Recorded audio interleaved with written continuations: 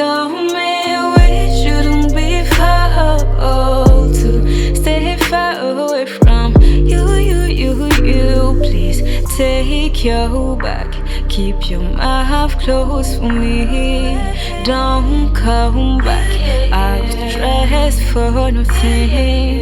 Piece by piece and step by step, I'll hear from you, and I will get the life I need, yeah. Mesdames, Messieurs, bonsoir et bienvenue à ce condensé de l'actualité. Le président nigérien Mohamed Bazoum est à Cotonou depuis ce lundi. Il est arrivé dans la matinée accompagné d'une délégation ministérielle. L'hôte du président Patrice Talon a été accueilli à l'aéroport international Bernadette Gantin par des membres du gouvernement avant d'être reçu pour un tête-à-tête au palais de la Marina par le chef de l'État béninois.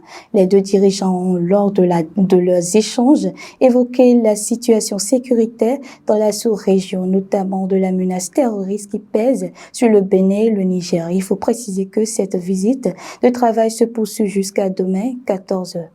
Le président de l'Assemblée nationale, Louis Vlavonou, reçoit une distinction de l'Organisation mondiale de la douane. Il s'agit d'un certificat de mérite qui lui a été décerné vendredi dernier en guise de reconnaissance pour sa modeste contribution à l'atteinte des objectifs de la douane béninoise. Délivré depuis la Belgique, ce certificat a été remis à Louis Vlavonou en présence du directeur général de la douane et plusieurs cadres de la douane. C'est à l'occasion de la célébration en différé de 10 mars dernier de la Journée internationale de la douane.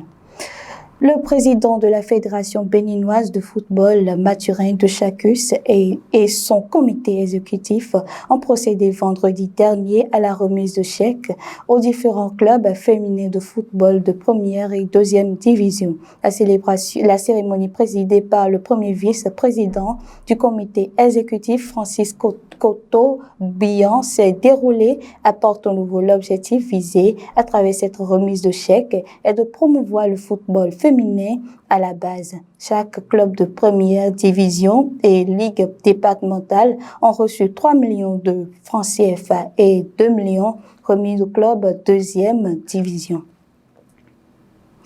Les États-Unis, Royaume-Uni et Australie, membres de l'Alliance AUKUS, se sont réunis ce lundi 13 mars pour un sommet de l'accord sur les sous-marins nucléaires échappés à la France.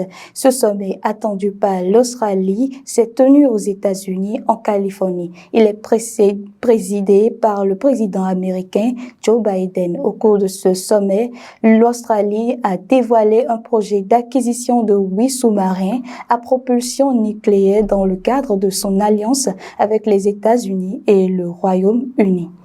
Ainsi se referme ce flash d'informations. Nous vous remercions de nous avoir suivis.